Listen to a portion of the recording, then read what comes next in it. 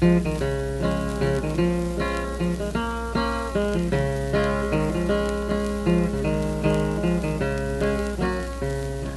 the pines, where the sun never shines, you'll shiver when the cold wind blows. There's a grave in the pines, where the sun never shines. There's a grave that's shaded with the pines.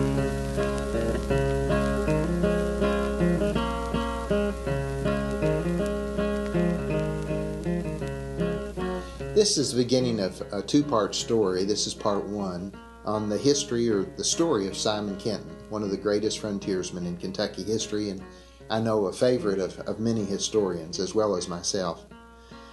The story really begins today. I want to start with Simon Kenton running naked in the woods in late winter. I'm talking about no gun, no knife, no underwear, nothing, barefoot, running through the woods for his life. As illustrated from an excerpt from The Frontiersman by Alan W. Eckert. The fire was crackling cheerily as they reached the camp. An old Jaeger grunted at sight of the bird. It had been nearly a month since one of them had brought in a turkey.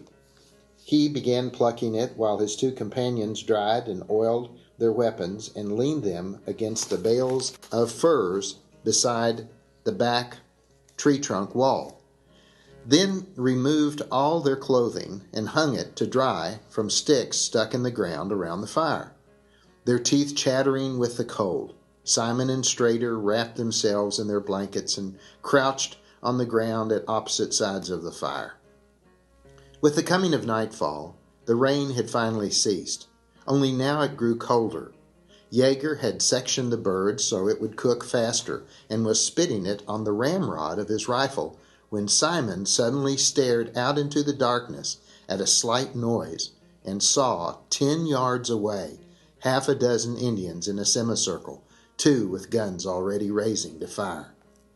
Simon blurted a sharp warning, but it was lost in the crash of one of the guns, and Jaeger, his back to the intruders, stiffened unnaturally, dropped the spitted bird, and clawed for his back. "Meet at the bear trap!" Simon shouted, at the same time diving towards the darkness on his side of the fire, stumbling for a moment as he lost his blanket, and then dashing on into the woods. Strader leaped away in the opposite direction, just as rapidly, losing his own blanket to a low broken tree branch as he reached the woods. Jaeger had no chance. He turned with one hand raised and the other covering the hole in the lower back where the ball had entered. He looked puzzled and took one faltering step towards the Indian, his mouth working to say something, then crumpled to the ground as one of the Indians raced up, shrieking triumphantly, and buried his tomahawk to the haft old man's head. This much Simon saw in a swift glance over his shoulder, and then he saw, out of sight, running as hard as he had ever run before, stumbling as branches lashed his naked body, and sharp rocks and sticks gouged his bare feet. Not until he had run for more than a mile did he stop and try to halt the ragged gasping to listen for pursuit.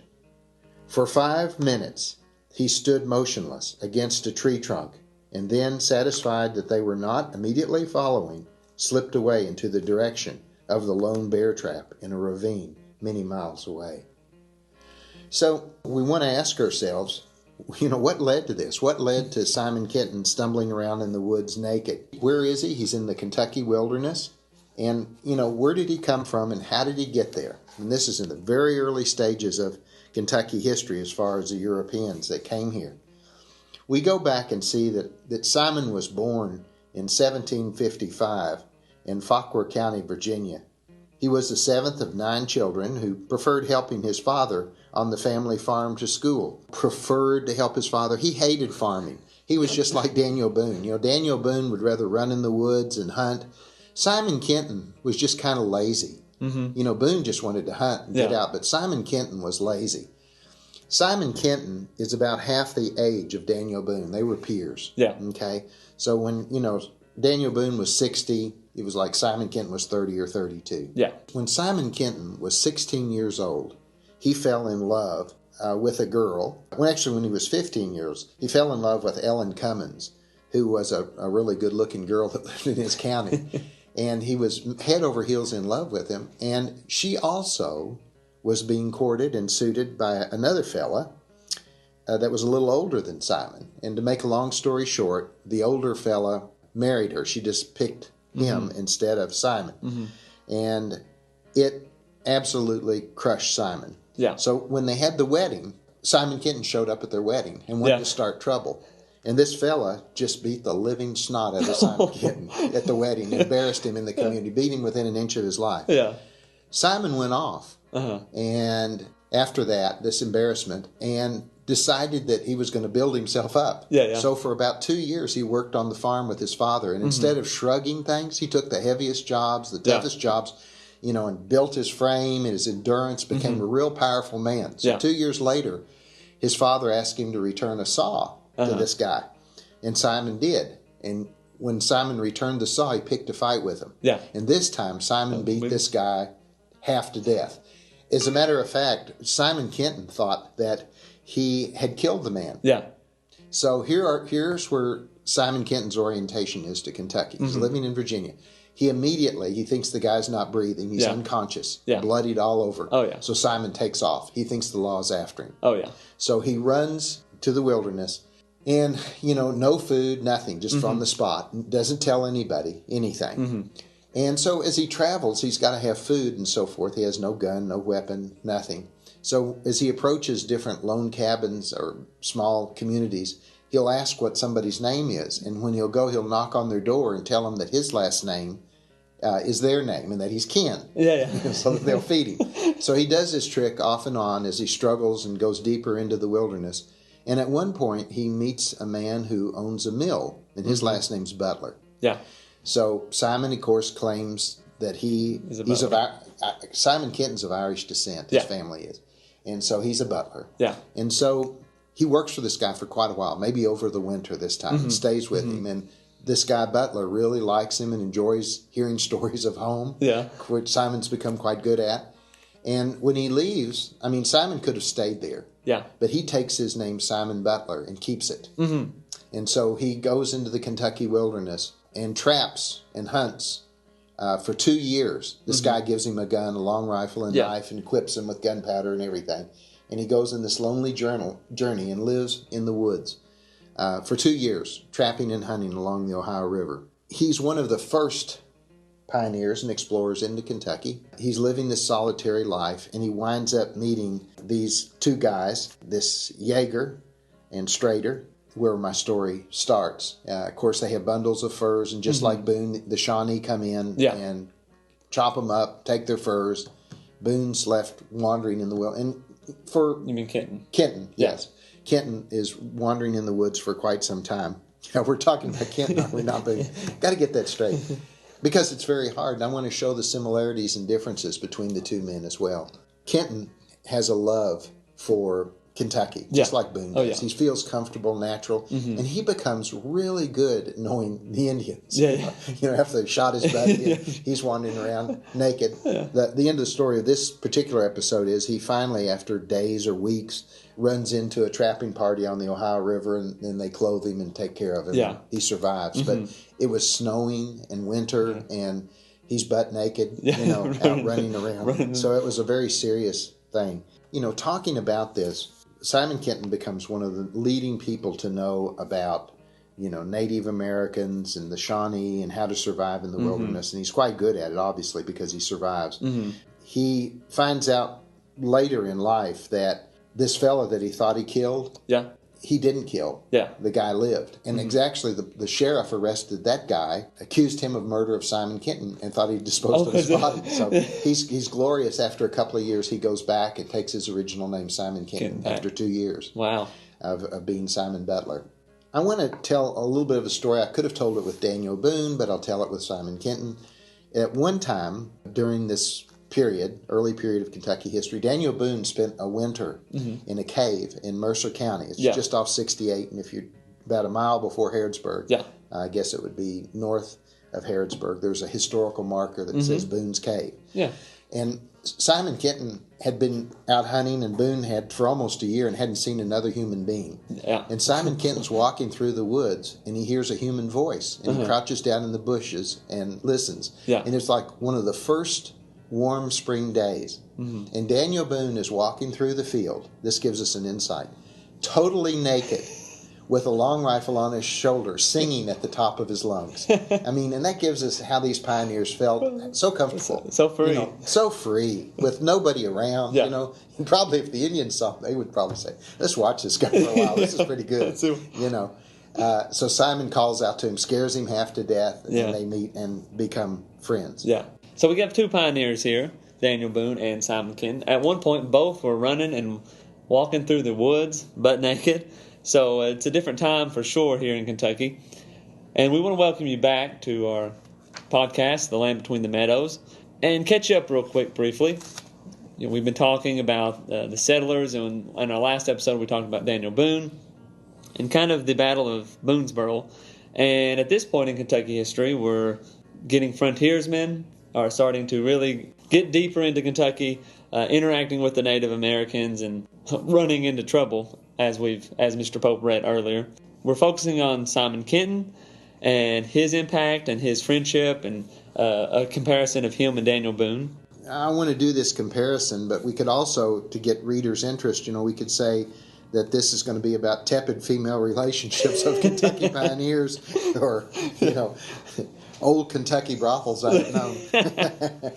But instead, we'll stick to the script. Okay, all right. If that's okay. Well, when you think of, you have Simon Kenton, if that girl that he loved back in Virginia would have picked him, who knows where we would have been at all. We wouldn't have any history. Thank goodness she was a husband, just an old husband with a bunch of kids. She shoot him away. That's right.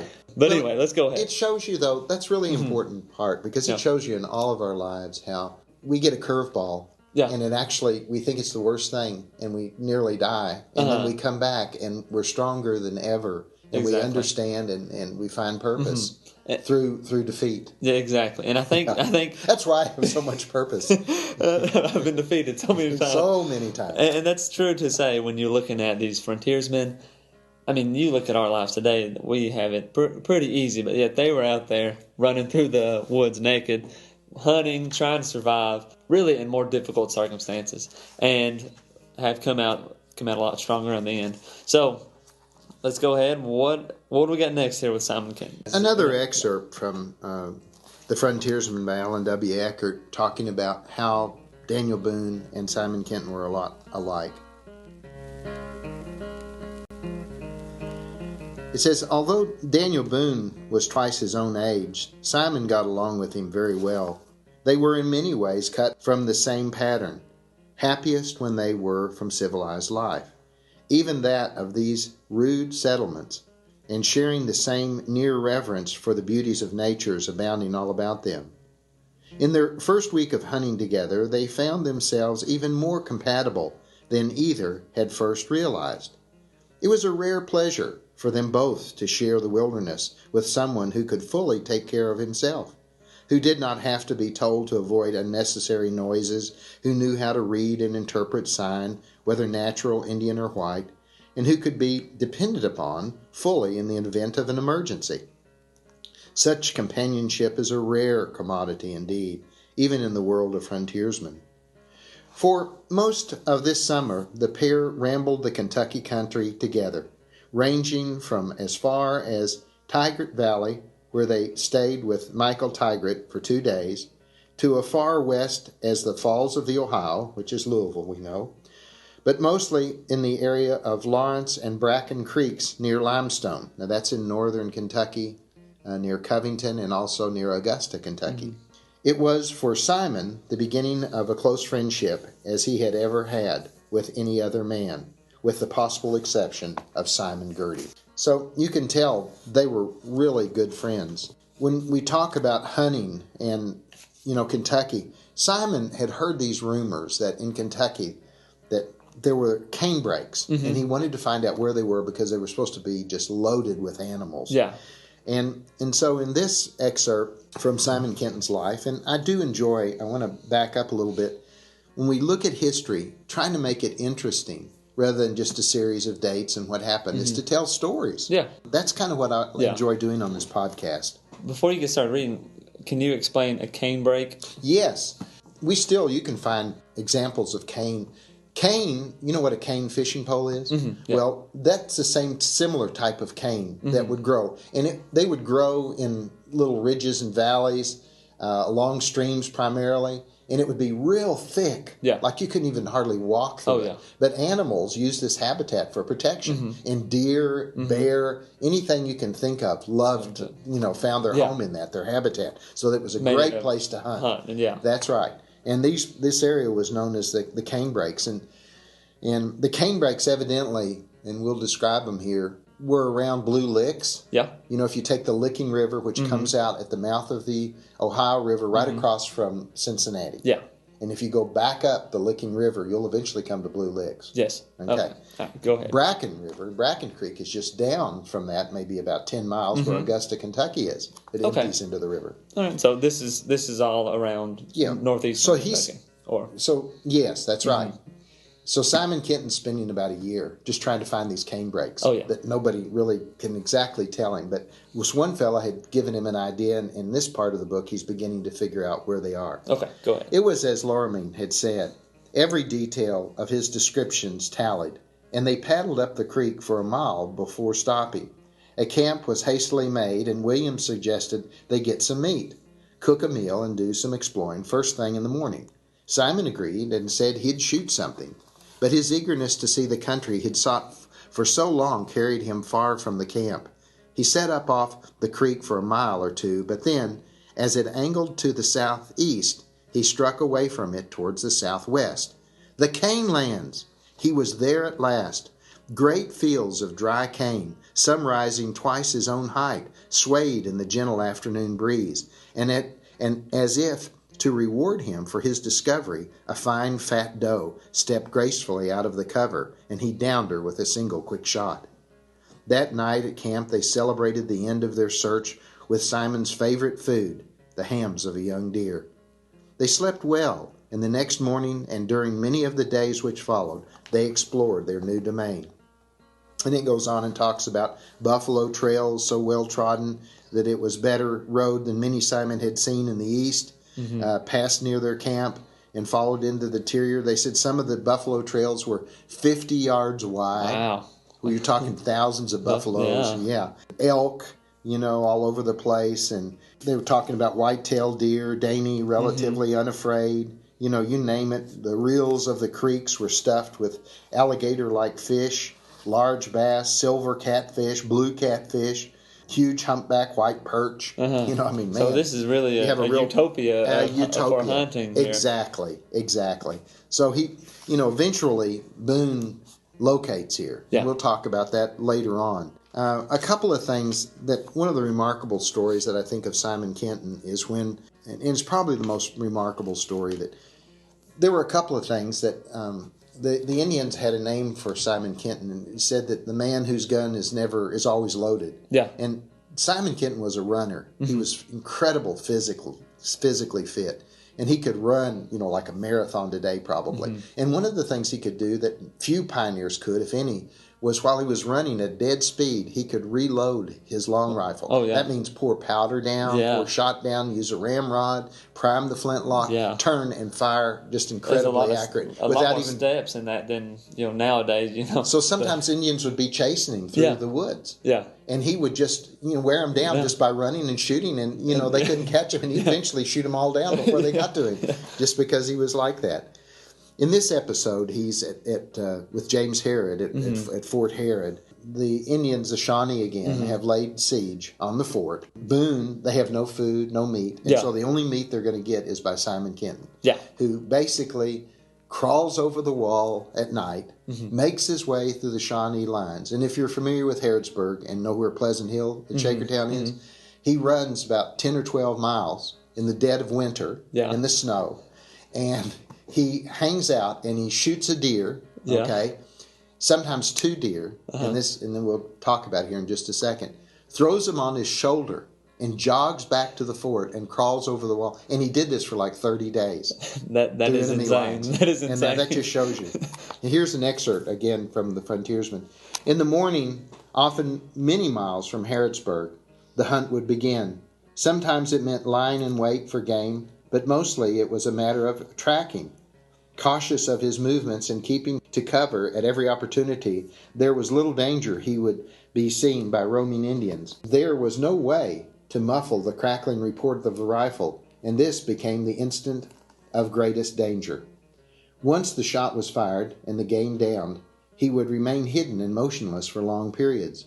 Only his head would swivel slowly from one side to the other, his sharp eyes taking in every detail, every moment. For an instant, he would catch the flick of wings as a chickadee hopped from one branch to another 50 yards away. A fox glided silently through the edge of a wooded fringe, would hold his attention for a moment.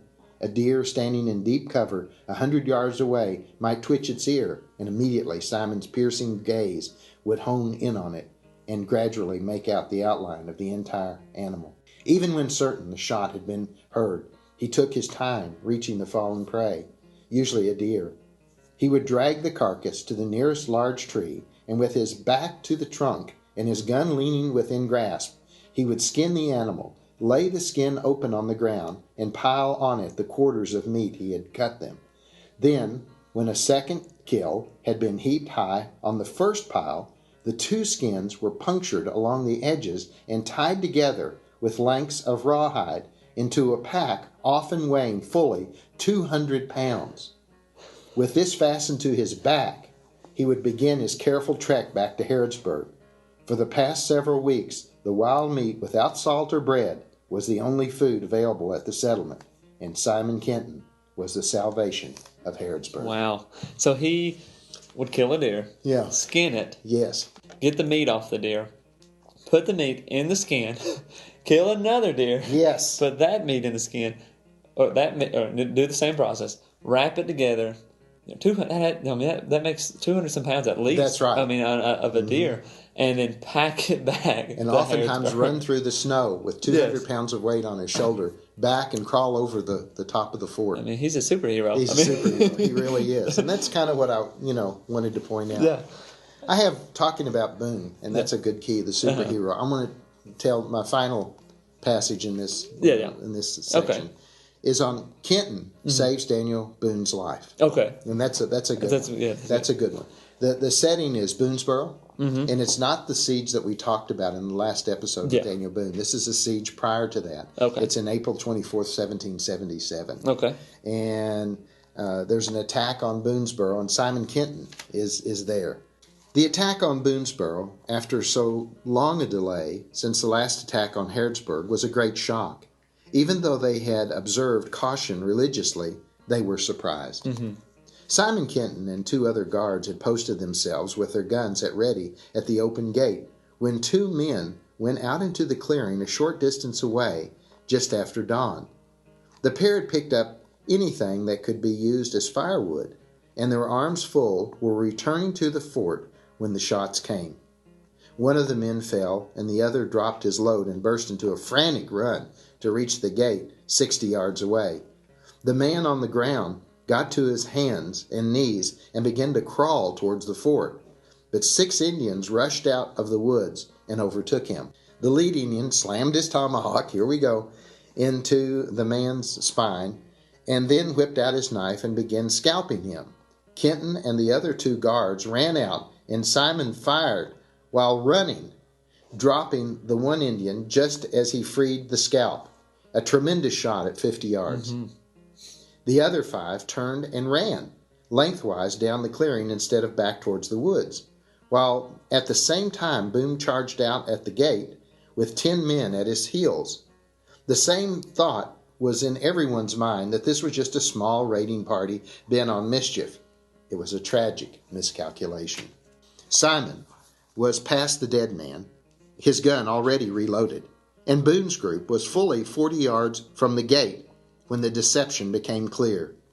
A wave of warriors, at least 100 of them, burst from the edge of the woods and ran to cut off from retreat from the fort.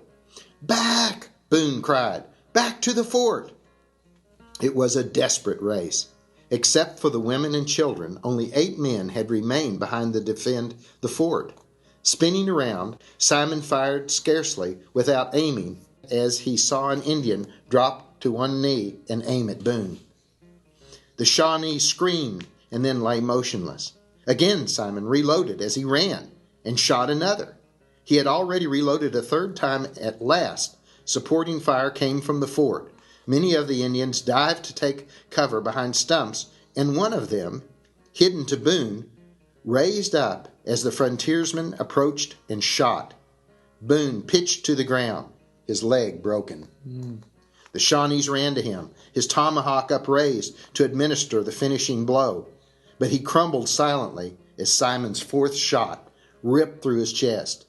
Boone raised himself on his hands and swiveled around, shaking his head imperatively as Simon ran towards him. "Can't get up," he said, gasping. "Go on, don't stop. Get to the fort." Simon didn't answer. Pausing only for an instant, he dropped his gun and scooped Boone into his arms as the man were a baby, then set off running just about as fast as he had been running before. 2 Indians rushed side by side to cut him off, and instead of veering from them, he continued his course. Both braves had tomahawks in their hands and triumph in their eyes. When only 10 feet separated them, Simon dived, thrusting Boone's body from him as one might shove away a log being carried. Boone sailed through the air and crashed solidly into the pair, stunning one and knocking both to the ground. Before the uninjured one could scramble to his feet, Simon's tomahawk buried itself in his head. The huge frontiersman again picked up Boone, now unconscious, lashed out a foot viciously at the stunned Indian, who was dazed, attempting to rise, and felt the rib bones cave in under the impact. Now the way to the fort was clear, and he ran as if all the devils of hell were at his heels. Under the circumstances, it was not extravagant comparison. Bullets kicked up the ground around them, and several thunked solidly into the heavy logs of the gate as they neared it. And then they were through the gate, slammed and latched behind them. It was no time for rest. Simon laid Boone on the ground gently, dashed into the blockhouse, and scaled the ladder of the upper room. For the first time it dawned on him that he had no gun, and he called down for another. One of the women pitched up a rifle to him, and then climbed up after with more powder and lead.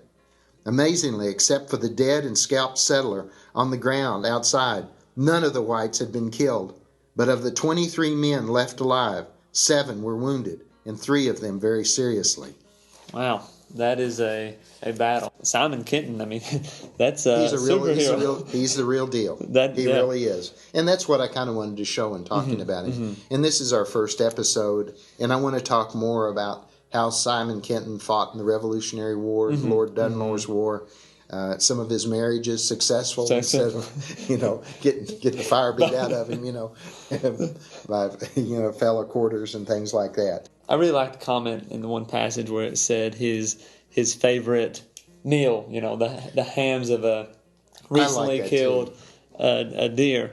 And I think of like us now, my favorite chicken restaurant is Raising Cane's, man. It's so natural, and back then it was just so real, I guess, in a sense. They're wilderness. They're out there. They're living every day to survive. This guy had such a will to survive and to help everyone else survive. He one time when he found out, that story that goes back when he found out that he hadn't killed the man, he was canoeing down the Ohio River by himself. And he saw the smoke from a fire, and he drew cautiously towards it. Yeah. And there was a group of men who were green settlers that were coming in looking to trap or something, didn't have any experience, and they had this huge fire going. Yeah. So he pulls in, he goes, "Man, what are you guys doing?" He said, "There's Shawnee all over these hills. You're signaling them. Any Shawnee in 10 miles is going to see you and going to be here any time and kill all of you." And so he taught them how to threw water on the fire, put it out, and how to make just a little tiny fire with hickory that didn't smoke.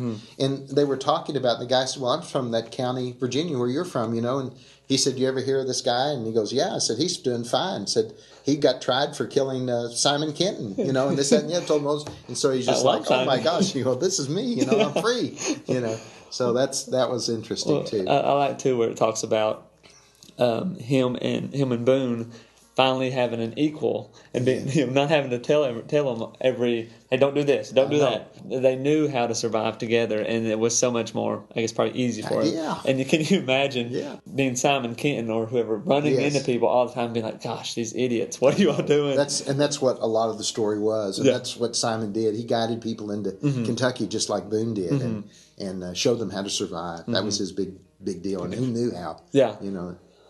So it was really pretty good. And, I think of, Boone and Simon Kenton ranging all over this area of Kentucky, just the two of them, having the time of their lives, just like best friends, hunting and learning from each other and exploring all the way, Falls of the Ohio, which is Louisville, to Boonesboro and all across the bluegrass in northern Kentucky. Well, and you think of the terrain. I know. The terrain, even around Lincoln, is not easy. No. I mean, there's some hills, and steep hills, and you go even farther east, obviously you get into the mountains.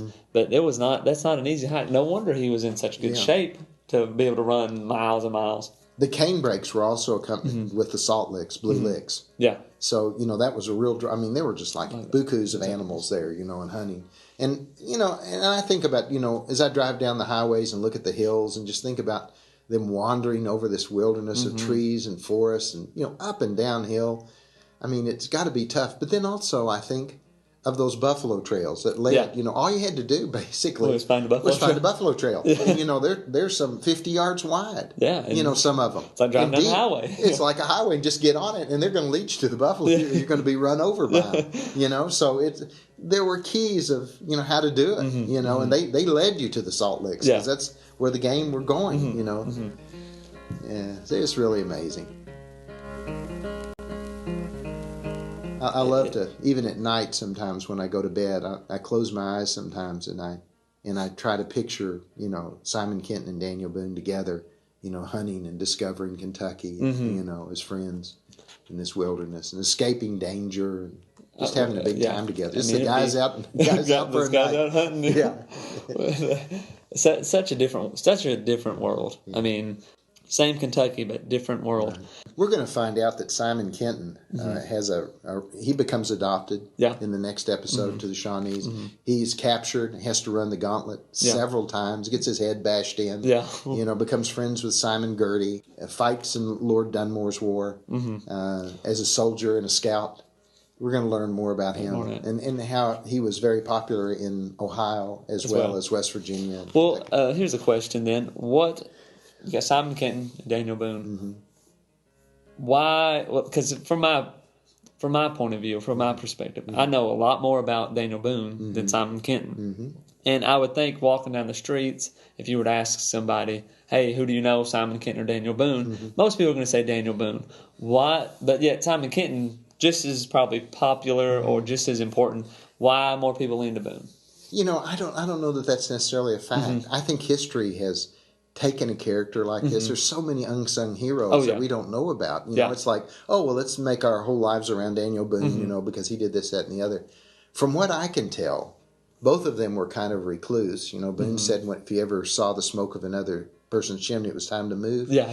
Boone really didn't like being around people. And Simon Kenton did. Okay. He really did. Yeah. He liked people. He was more social. He was more social. He could go either way. Yeah. But Boone was kind of a stick in the mud. He just didn't really get along with people and it's also real interesting too about their land acquisitions. This was all about tomahawking or notching trees and claiming thousands of acres of Kentucky land. Both of them did. But both of them were kind of illiterate and they didn't believe in the legal process. So both of them died poor. Yeah. And they lost all their thousands and maybe 20,000 acres of land in different places that they had improved upon just because they couldn't file proper claims and other people took advantage of their lack of education. Yeah. In Daniel Boone's scenario, he did not want to be around people. So the farther away he is from people, the less law and restrictions you'd have to say. They both felt good about it. Yeah. He did like the laws of society. You know? When I look at the two, you have the Daniel Boone National Forest. You have Boonesboro. You have Boone Tavern in Berea. You have a lot of things that I guess Boone, North Carolina has Boone's name on it, so that can lend to his popularity. We have a lot with Kenton too. Some of you were talking about Daniel Boone and how we know, Boone National Forest and Boonesboro and all this kind of thing. Well, Kenton is really the same way. You'd be surprised. We have Kenton County, Kentucky, of course. We also have Kenton, the county seat of Ohio's Hardin County. Okay. We have Simon Kenton High School in Independence. We have a statue honoring him in Covington, Kenton. On Riverside Drive in the historical district overlooking the Ohio River, where, famous river that he discovered, we talked about. We have the Simon Kenton Elementary School in Xenia, Ohio. Xenia and Springfield. There's actually two elementaries. Simon Kenton Post 20 in Ellesmere, Kentucky. American Legion is named in his honor. Simon Kenton Road is residential street at the base of Bull Run Mountain in Prince William County, Virginia, where he's from. Cool. The Boy Scouts of America have the Simon Kenton Council, a division, covering central Ohio to northern Kentucky. Frontiersmen Camping Fellowship, the Royal Rangers, Indiana has designated the Simon Kenton chapter. We have the Simon Kenton Memorial Bridge, which is the big suspension bridge that was built in 1931 that connects Maysville with Aberdeen, Ohio. That's a really neat bridge. Up right over the river. You have Simon Kenton Trails, a 32-mile multi-use path that stretches from Springfield to Bellefonte in Ohio. You have the Simon Kenton Pub, Jameson. We'll have to go there and do some research. There's a small bar located in a Water Wheel Restaurant. We'll give a lot of detail on this. We'll use it as promoting our show today. You have the Inn at Gristmill Square in Warm Springs, Virginia. You can see the area that we covered. Simon Kenton Inn is an 1828 historical house with 5 guest rooms and so forth. It also has a pub and a restaurant, Jameson. Was he a drinker? I don't know. I don't think he was much of a drinker. Yeah, I don't think he was. Neither was Boone. They kind of swore off alcohol. And if you're out there in the wilderness, that would be a hard thing to kind of come by. A lot by. of people did, though. And they also, the Indians had an intolerance for alcohol, But no, they kind of swore off that. They were straight, man. You got to keep it. You got to keep your head on a swivel when you're out there. When the arrows are flying. That's great. Some places it's a good place to stop. And some things I didn't know about Simon Kenton's. Some of these namesakes from Simon Kenton. So it's a good thing to know or to learn. And I kind of wanted to use this podcast to kind of show his early days in the wilderness. Now, the next one is people pour into Kentucky, just like we did with Boone. What does Simon Kenton do, and how does he defend this homeland? From the Shawnee. He becomes a leader. Okay, there you go. Military style. Right now, he's just running in the woods on his own. That's right.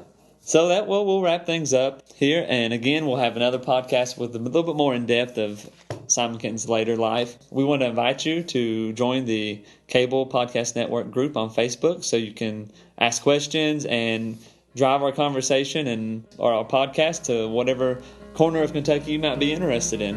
You can also tweet me at CableDad5. And if there's nothing else, anything else, Mr. Cole? We say goodbye until the next time. All right. We'll see you.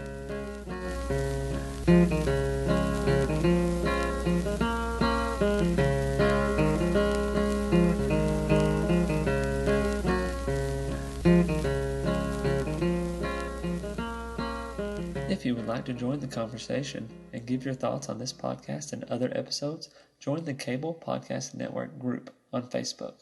If you're enjoying the content of this podcast and would like to support it, visit anchor.fm/The Meadows Kentucky History/support.